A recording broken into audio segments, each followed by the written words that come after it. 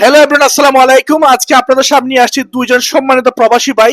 তো আজকে আমি ওদেরকে জিজ্ঞেস করব ওরা আগামী বাংলাদেশে কোন সরকারকে দেখতে চাচ্ছে, কোন দলকে। তো আমরা সবাই জানি বর্তমানে বাংলাদেশে আসসালামু আলাইকুম। ওয়ালাইকুম আসসালাম।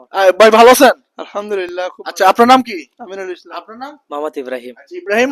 আজকে আমার সাথে দুবাই প্রবাসী দুজন আছে, আমি ওদেরকে জিজ্ঞেস, আপনারা সবাই জানেন বর্তমানে বাংলাদেশে তো এখন ডক্টর মোহাম্মদ ইউনূস সাহেব আছেন। তো এছাড়া আপনারা কাকে আগামী 5টা বছরের জন্য মানে দায়িত্ব দেখতে চান?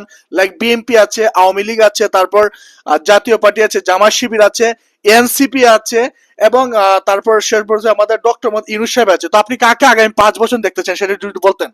আমি চাই আমাদের বাংলাদেশ সরকারের এখন আগামী 5 বছরের জন্য ডক্টর মোহাম্মদ ইউনূসকে চাই। আচ্ছা, আপনি ডক্টর ইউনূসকে চান না? আর আচ্ছা ভাই, আপনি যদি বলতেন আপনি কাকে আগামী 5 বছর চান আর কি বাংলাদেশে। আমি আমার দিক থেকে ডক্টর মোহাম্মদ ইউনূসকেই চাই।